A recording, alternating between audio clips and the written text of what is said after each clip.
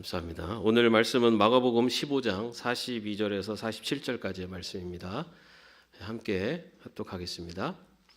이날은 준비일 곧 안식일 전날이므로 저물었을 때 아리마대 사람 요셉이 와서 당돌이 빌라도에게 들어가 예수의 시체를 달라 하니 이 사람은 존경받는 공회원이요 하나님의 나라를 기다리는 자라.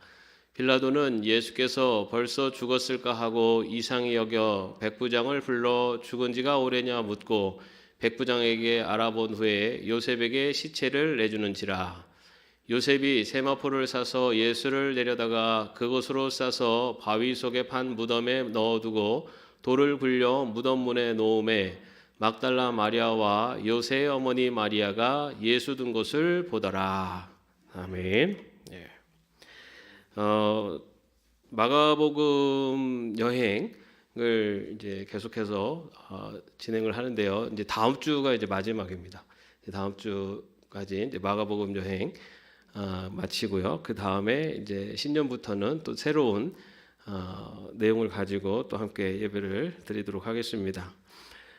오늘 말씀은 예수님께서 십자가에 달려 죽으신 이후에 일어난 사건을 기록하고 있습니다.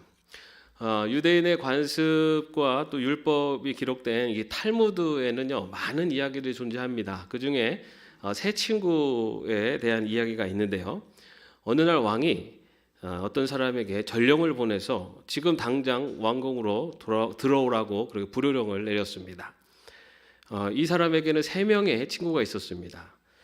첫 번째 친구는 아주 친한 친구였고요. 두 번째 친구는 조금 친한 친구였고, 그 세 번째 친구는 그럭저럭 친한 친구였습니다. 그 사람은 왕이 자기를 왜 부를까 궁금했습니다. 그러나 그 이유를 알 수 없었기 때문에 이 세 친구들로 하여금 그 왕 앞에서 자신을 변호해 달라고 그렇게 부탁을 했습니다.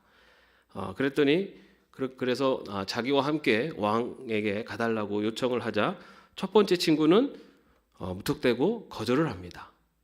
그리고 두 번째 친했던 친구는 자기는 궁전 앞까지만 갈 수 있다라고 얘기를 합니다. 그리고 세 번째 친구는 내가 함께 가겠다. 그리고 자네가 얼마나 선량한 사람인지를 내가 왕 앞에서 말해주겠다라고 그렇게 이야기를 했다고 합니다. 그러면서 이렇게 질문을 던집니다. 누가 진정한 친구인가? 누가 진정한 친구입니까? 어렵습니까? 탈무드에 나오는 많은 이야기들을 보면요, 굉장히 이렇게 논쟁이 되는 그런 이야기도 있지만 어쩌면 너무나 단순한, 너무나 답이 뻔한 내용들도 이 탈무드에 기록되어 있습니다. 우리는 아마 이 세 친구 중에 누가 가장 친한 친구입니까? 진정한 친구입니까? 라는 질문에 당연히 세 번째 친구가 어려움에 놓여 있을 때 그때 같이 해주는 친구가 진정한 친구입니다 라는 것을 알고 있습니다. 그런데 왜 탈무드는 아주 뻔한 이런 이야기에 대해서 누가 진정한 친구입니까? 라는 질문을 던졌을까요? 우리는 살아가면서 어쩌면은 이 아주 단순한 이 질문을 직접 많이 체험도 하고, 그리고 이런 것을 이렇게 느낄 때가 많이 있습니다. 정말 나는 친하다고 믿었고 내가 정말 가깝다고 믿었는데 정말 어느 순간 이 배신감을 확 느낄 때, 그럴 때도 있습니다. 그죠?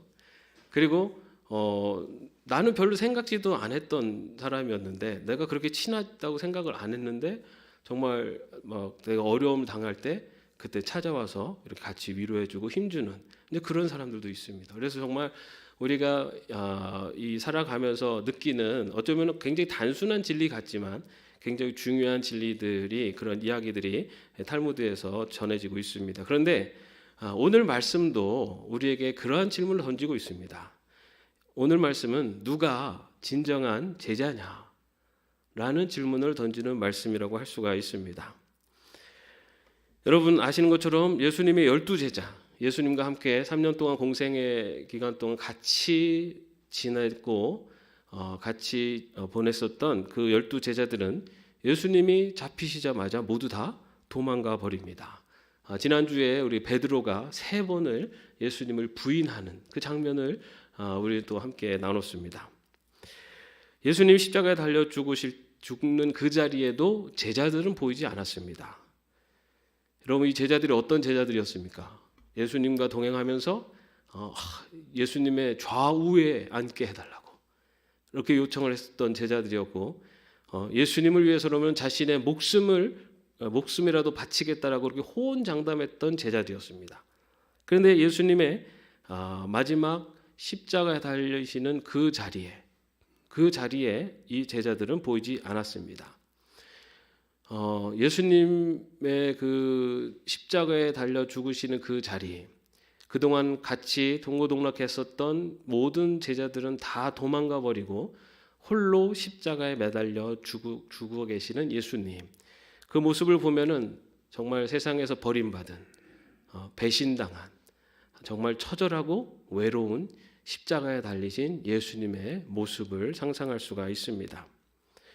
어쩌면 예수님의 마지막 하시는 모습은 그렇게 가장 외롭고 슬픈 길, 그리고 모든 가장 가까웠던 사람들에게 배신당한 길이 바로 예수님의 마지막 모습이었습니다. 그러나 그 성경은 예수님의 그 마지막 가는 길에서 예수님이 가장 외로운 그 길에서 예수님이 죽음으로 인해 아무것도 할 수 없었던 그 자리에 예수님과 함께한 한 사람을 등장시킵니다. 바로 오늘 말씀에 나오는 아리마대 사람 요셉입니다.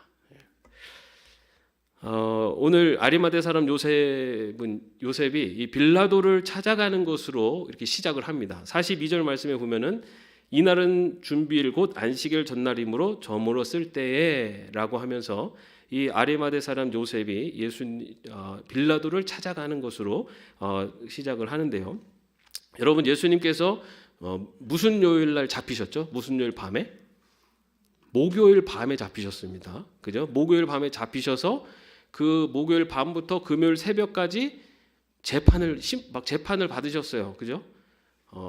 빌라도에게도 빌라도뿐만 아니라 대제사장의 뜰에도 잡혀가고 그 새벽 시간에 예수님께서 재판을 받으셨습니다. 그러다가 그 아침에 예수님께서 채찍을 맞으시고 고난 당하시다가 골고다 언덕에서 십자가에 달리시고 그 다음에 몇 시에 숨을 거두십니까? 오후 3시입니다. 오후 3시. 자, 그러니까 목요일 밤부터 시작해서 금요일 아침에 이제 채찍 당하시고 고난 받으시고 심판 당하시고 그 다음에 십자가에 달려 계시다가 오후 3시에 돌아가십니다. 자, 그러면 금요일 저녁 오후 3시입니다. 그죠? 네.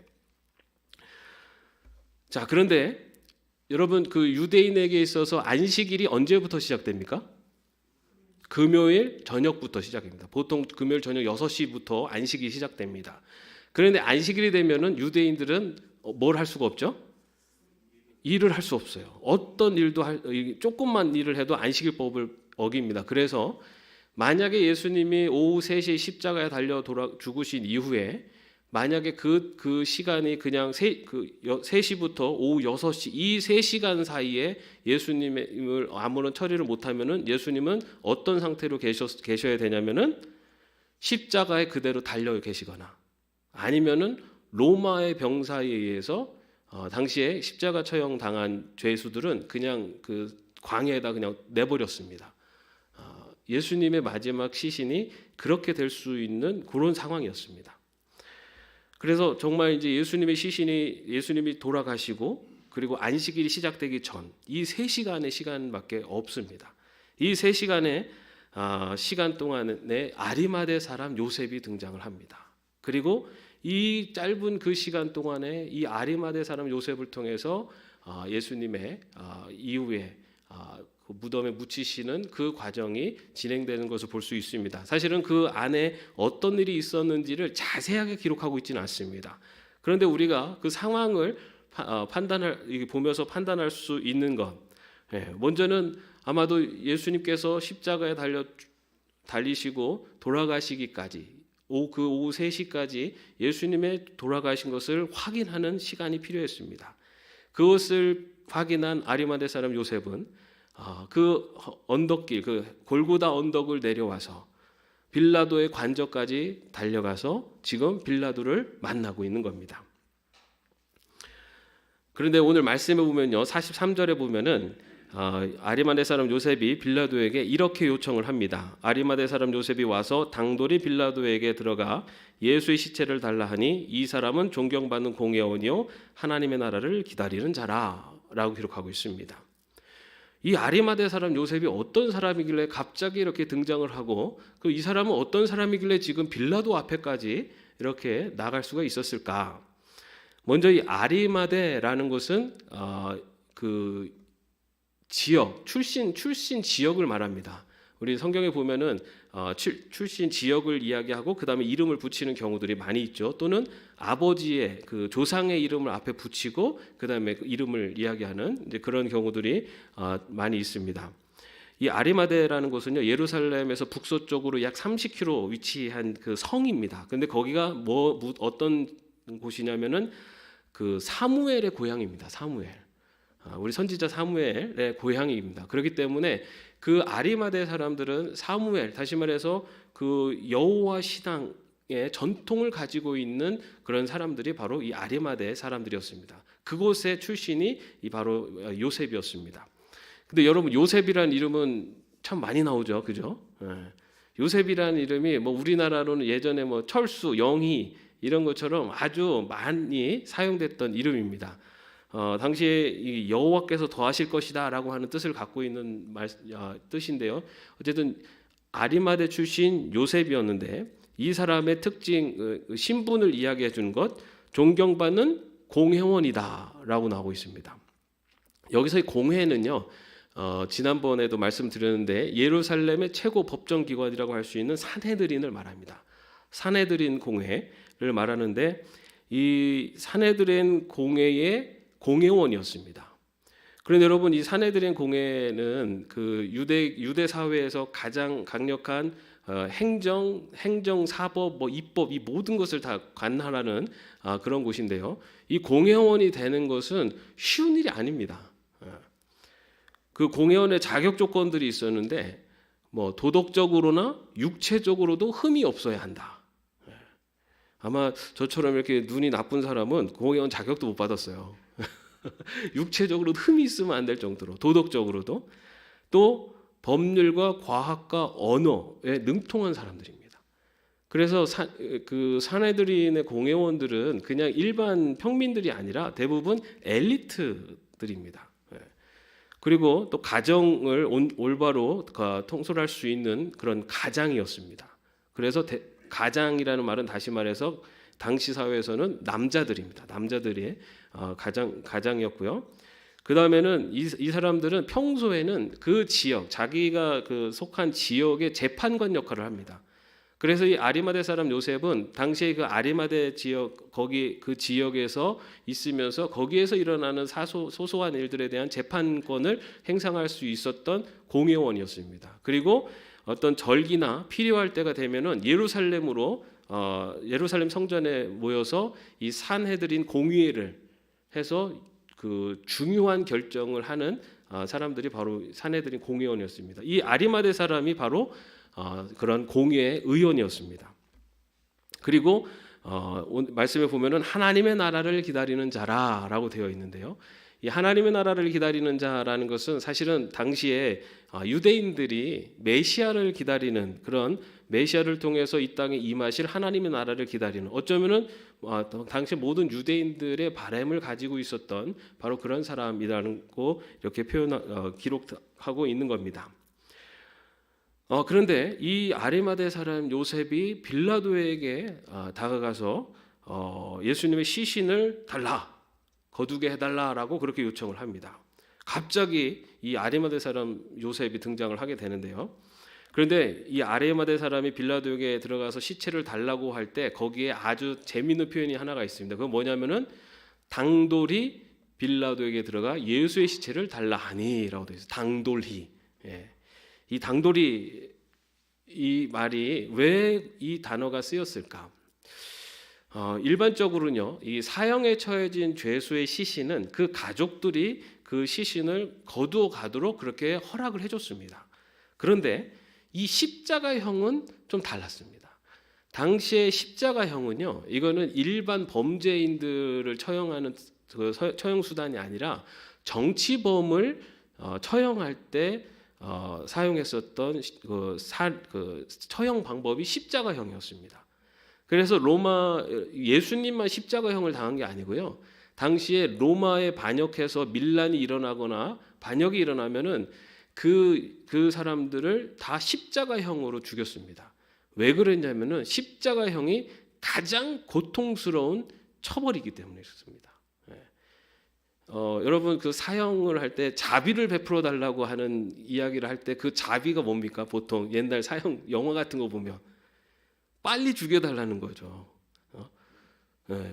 사형 선고를 받은 사람한테 자비를 베푸는 거는 빨리 죽여달라 이 얘기가 되는 것처럼 십자가형은요 정치범들을 죽이는 가장 고통스러운 방법이었습니다.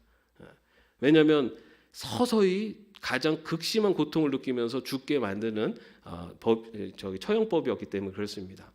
그런데 그렇기 때문에 십자가형에 죽은 경우에는 대부분 그런 정치범 그리고 어떤 그런 부분에 연루가 되어 있기 때문에 이 십자가형으로 죽은 시신을 가져가는 것만으로도 이 사람이 공범으로서 이렇게 취급되기도 했습니다. 그래서 십자가형에 죽은 시신은 이렇게 쉽게 가서 시신을 거두올 수가 없었습니다. 가족조차도.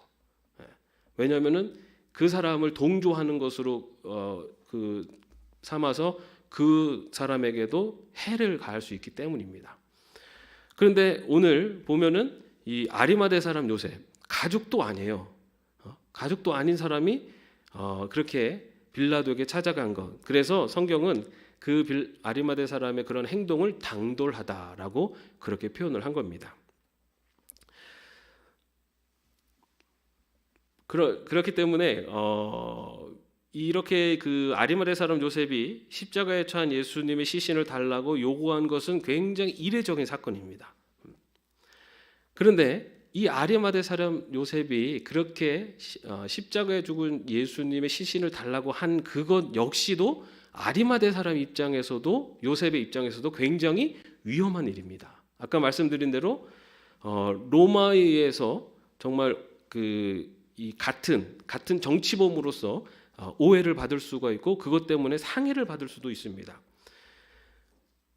그렇기 때문에 그리고 아까도 말씀드린 것처럼 아리마대 사람 요셉은 공회원이었습니다. 사내들인 공회 그리고 엘리트 집안이었고 그리고 아리마대 지역에서 그 재판관으로서 명예와 부와 모든 것을 누린 사람이 어쩌면 아리마대 사람 요셉입니다. 그런데 만약에 이 시체를 자기가 가져가는 것 이거 하나만으로도 그 모든 것을 다 잃어버릴 수가 있습니다.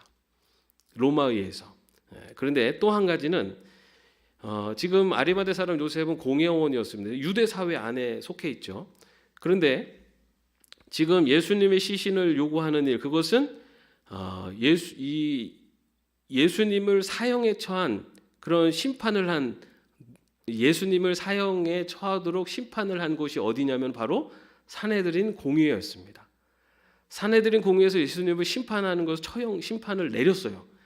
그런데 산헤드린 공회원인 아리마대 사람 요셉이 그 예수의 시신을 거둬들인다는 것은 산헤드린 공회의 결정에 불복하는 그러한 모습으로 비춰질 수가 있습니다.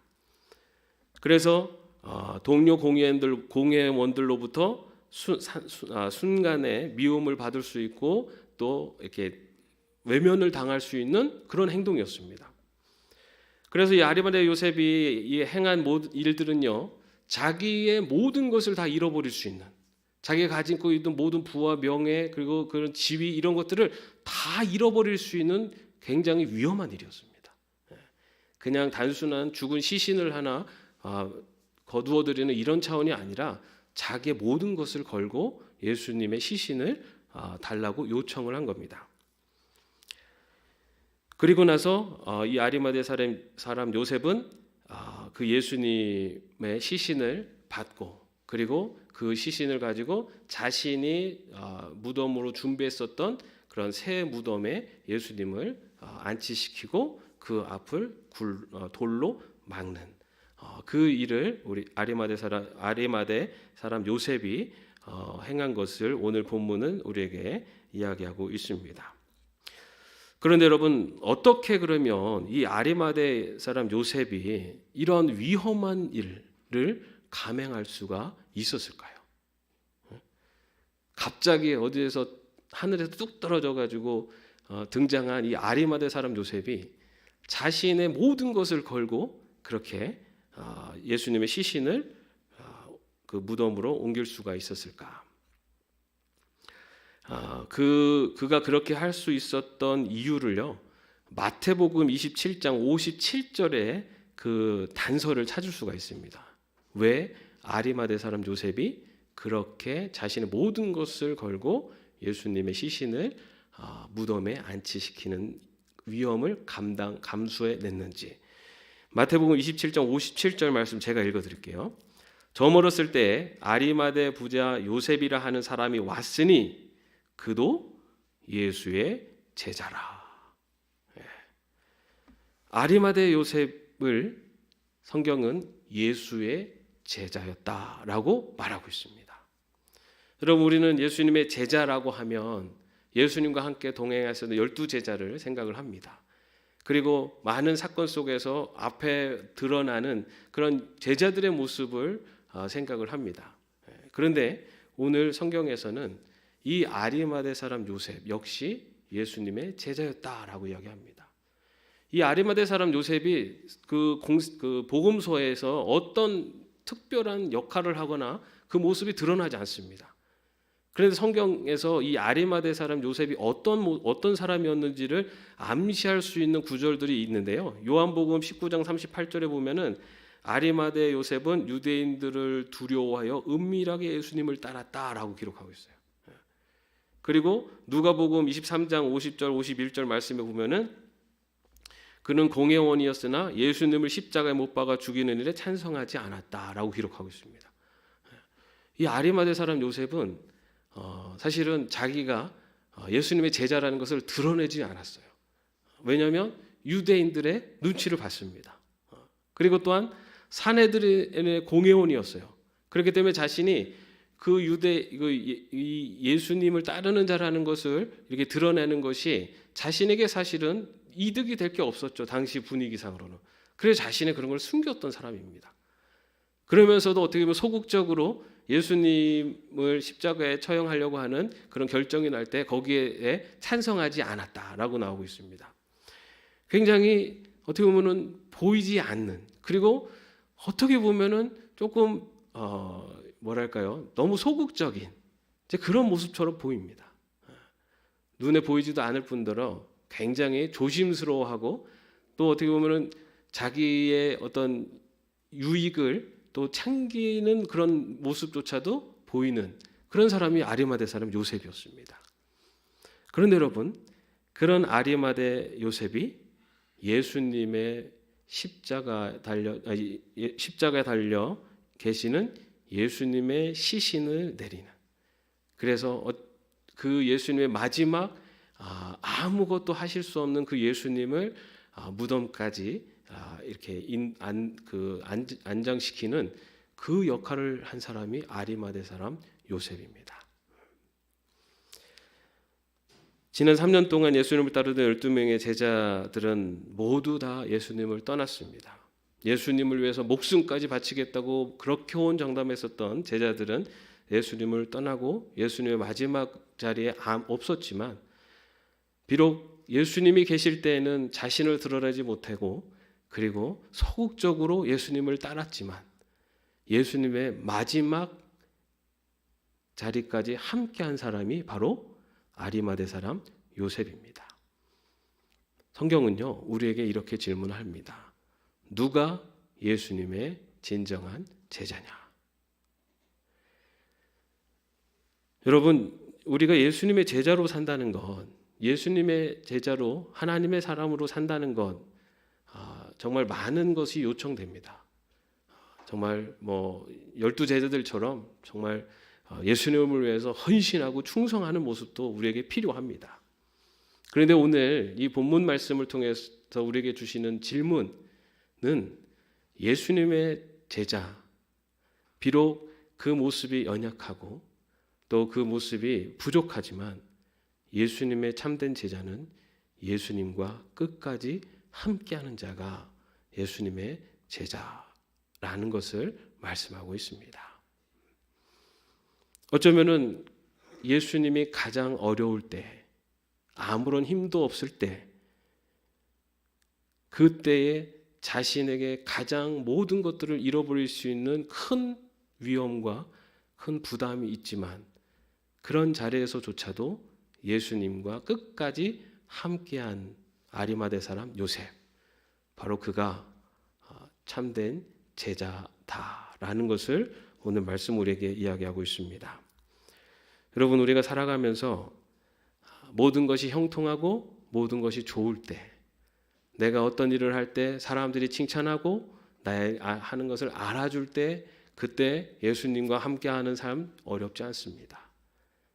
그러나 삶이 어렵고 힘들 때, 그리고 내가 어떤 일을 해도 누구도 알아주지 않고 이 모든 것들을 혼자 감당하는 것 같은 큰 부담이 있을 때, 그럴 때에도 예수님과 함께하는 것, 예수님의 말씀, 예수님과 동행하는 것, 그리고 예수님의 자리에 함께하는 것, 그것이 바로 참된 그리스도의 제자이다라는 것을 말씀하고 있습니다.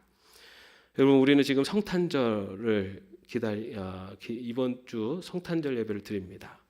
성탄절은 이 땅에 구원자로 오시는 아기 예수님을 기뻐하고 또 기뻐하면서 맞는 그런 날입니다. 그런데 여러분, 그것과 더불어 우리가 잊지 말아야 될 것은 예수님의 탄생에서 예수님의 탄생만이 아니라 그 이후에 예수님의 죽음의 자리까지 따라가는 것, 예수님의 탄생의 자리에서만 함께하는 것이 아니라 예수님의 고난의 자리에도 함께하는 것, 그것이 바로 참된 제자의 모습이라는 겁니다.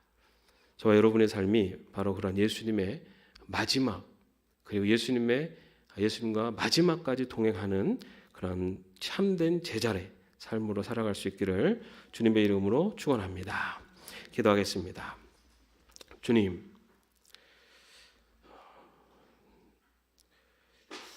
우리는 정말 어떤 삶의 형편 속에서도 주님과 동행하는 삶을 살고 있는지 이 시간에 돌아봅니다. 아리마대 사람 요셉이 자신의 모든 것을 잃어버릴 수 있는 그런 위험 속에서도 자신의 모든 것을 다 내놓을 수 있는 그러한 위기 속에서도 주님의 그 마지막 시신을 받아 안장한 그 모습을 봅니다. 주님, 언제나 예수님과 동행하며 예수님과 끝까지 함께할 수 있는 저희들이 되게 하여 주시옵소서. 주님, 언제나 나와 함께 없소서 라는 그 간구 속에 주님, 나도 주님과 언제나 함께하겠습니다 라는 고백을 담을 수 있는 참된 제자로 살아가는 저희들 되게 하여 주시옵소서. 예수님의 이름으로 기도합니다. 아멘. 함께 찬양합시다.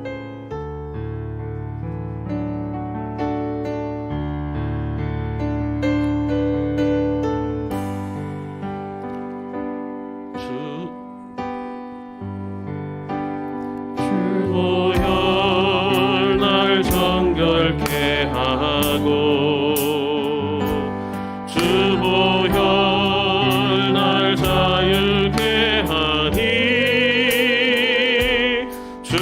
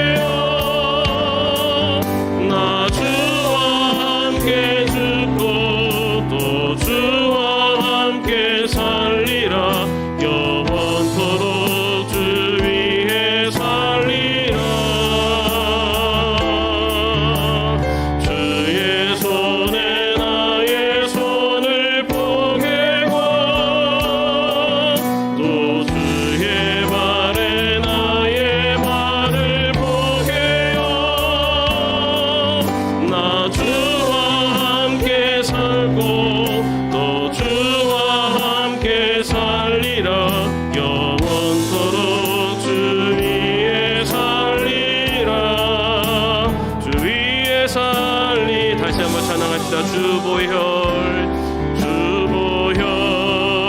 날 정결케 하고 주보혈 날 자유케 하니 주 앞에 나 예배하는 이 시간 나의 모든 것을 주께 드리네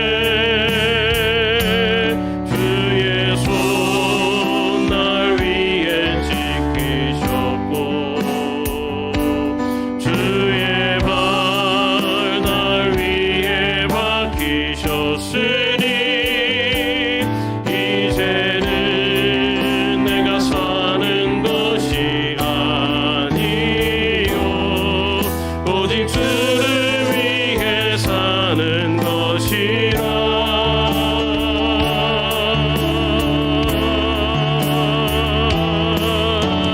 주의 손에 나의 손을 포개고 또 주의 발에 나의 발을 포개요 나 주와 함께 죽고 또 주와 함께 살리라 영원토록 주 위에 살리라 주의 손에 나의 손을 포개고 또 주의 발에 나의 발을 포개요 나 주와 함께 죽고 또 주와 함께 살리라 영원토록 주 위에 살리라 주의 손에 나의 손을 포개고 주의 손에 나의 손을 포개고 또 주의 발에 나의 발을 포개요 나 주와 함께 죽고 또 이 시간에 우리 함께 기도하겠습니다. 주님의 그 손과 주님의 발과 동행하는 저희 되게 하십니다. 어떤 형편 속에서도 주님과 동행하겠습니다. 우리 함께 기도하겠습니다. 주여 이 시간에도 하나님의 은정 주님 저희들이 언제나 어떤 삶 속에서도 주님과 동행하는 저희들의 삶이 되기를 원합니다. 아버지 하나님의 은정 우리 형편이 어떠할지라도 아버지 우리의 삶이 어떠할지라도 아버지 하나님 주님의 그 십자가의 고난 아버지 하나님의 그 고난의 길을 참아는 저희들 되게 하여 주옵소서. 이 땅에 우리를 구원하기 위해 오신 주님 아버지 하나님의 은정 주님 주님의 걸어가신 그 길 아버지 그 길이 기쁨의 길이고 아버지 하나님의 즐거움의 길이 될지라도 아버지 고난의 길이고 아버지 하나님의 고통의 길이 될지라도 아버지 하나님 주님이 가신 그 길 동행하는 저희 삶이 되게 하여 주옵소서. 아버지 하나님의 은정 주님 끝까지 주님과 동행하는 자 되게 하여 주옵소서.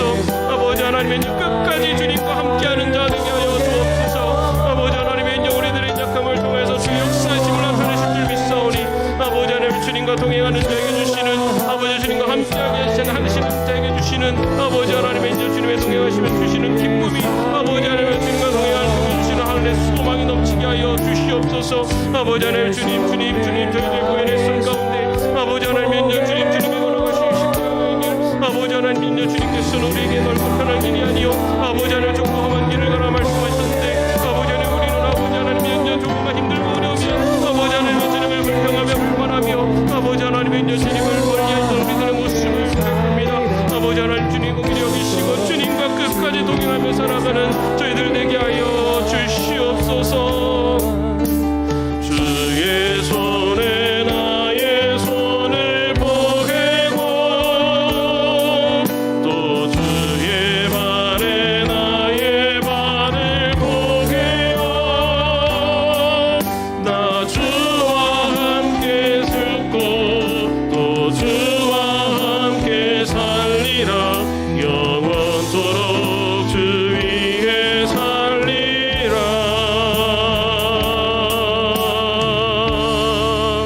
주 위에 살리라. 주 예수 그리스도의 은혜와 하나님의 사랑하심과 성령님의 교통하심과 동행하심이 주님과 끝까지 동행하며 나아가기로 마음속에 결단하는 주의 종들 머리 위에 이제로부터 영원까지 함께 없으기를 간절히 축원하옵나이다. 아멘.